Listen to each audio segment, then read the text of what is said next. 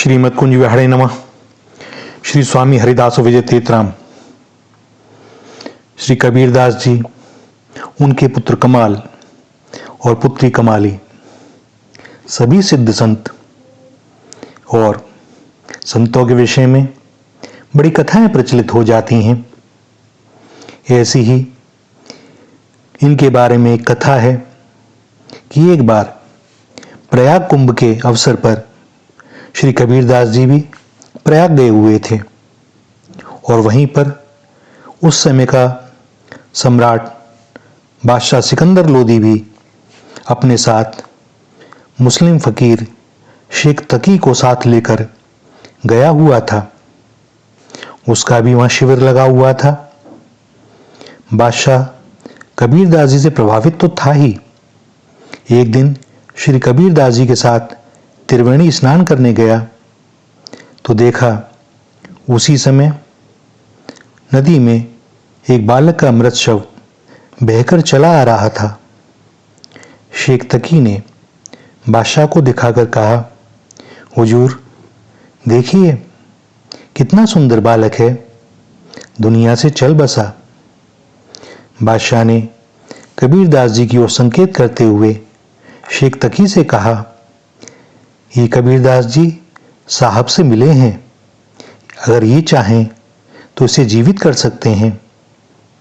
श्री कबीरदास जी बादशाह का अभिप्राय समझ गए कि यह चमत्कार देखना चाहता है, अतः पुकार कर जोर से कहा, हे बालक, तू कहां भागा जा रहा है, आ मेरे पास आ। इतना कहते ही वह शव जीवित होकर लौट पड़ा और आकर उसने श्री कबीरदास जी के चरणों में प्रणाम किया। यह अद्भुत चमत्कार देखकर बादशाह के मुंह से बरबस निकल पड़ा, कमाल है, कमाल है। श्री कबीरदास जी ने उस बालक का नाम ही कमाल रख दिया और अपना पुत्र करके उसे माना। आगे चलकर यह कमाल जी बड़े सिद्ध संत हुए। बचपन में कमाल जी बड़ी ढीली ढाली लंगोटी पहनते थे। उन्हें पहनना नहीं आता था, वे कसते थे लेकिन वो ढीली हो जाती थी। एक दिन कबीरदास जी ने डांट कर कहा, लंगोटी कसकर लगा ले। और यह बात बालक कमाल को लग गई और ऐसी लगी कि लगी ही रही। उन्होंने लंगोटी कसने के साथ साथ श्री कबीरदास जी के भाव को समझकर आजीवन ब्रह्मचर्य पूर्वक रहने का निश्चय कर लिया और ऐसा ही किया। यही श्री कमाल जी एक बार ग्वालियर गए, वहां एक धनिक सेठ ने इनके साथ सत्संग किया, बुलाया था उसी ने, कुछ दिन अपने पास ठहराया और उपदेश सुने और चेष्टा करने लगा अमल की। कुछ दिन जब व्यतीत हो गए, कमाल जी ने कहा, भैया अब हम जाते हैं। तो सेठ ने भेंट में बहुत सा धन देना चाहा, परंतु इन्होंने अस्वीकार कर दिया कि भाई हमें कोई आवश्यकता नहीं, राम जी सब देते हैं।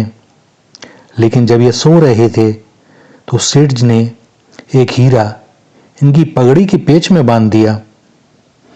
इन्होंने सुबह उठकर अपने कपड़े पहने और पगड़ी की ओर ध्यान ना दिया और चल पड़े वहां से। जब काशी आए और अपनी कुटिया में पहुंचे तो कबीरदास की दृष्टि पगड़ी के पेच पर गई और जब उसे खोला गया तो उसमें से हीरा निकला। उस समय श्री कबीरदास जी ने कमाल को फटकारते हुए यह दुआ कहा, बूढ़ा वंश कबीर का उपजा पूत कमाल, हरि का सुमिरन छाण के घर ले आया माल। कमाल जी को बड़ी ग्लानि हुई, लेकिन यह सब अनजाने में हुआ था, मांगा तो उन्होंने था नहीं। कमाल जी ब्रह्मचर्य व्रत धारण कर कामिनी के बाधा से तो पहले ही मुक्त हो चुके थे। आज की फटकार ने इन्हें कंचन की बाधा से भी सर्वथा मुक्त कर दिया। और यही तो दो परमार्थ पद के विशेष विघ्न हैं। नर हरि कंचन कामिनी इनते रहिए दूर, जो चाहिए कल्याण निज राम दरस भरपूर। और इसके बाद तो श्री कमाल जी का तप वैराग्य अनुराग ऐसा निखरा कि लोग कहने लगे, कौड़ी ते हीरा भयो, हीरा ते भयो लाल, आधे भक्त कबीर थे, पूरा भक्त कमाल। कमाल, वास्तव में कमाल ही रहे। प्रभु की अनुपम कृपा रही।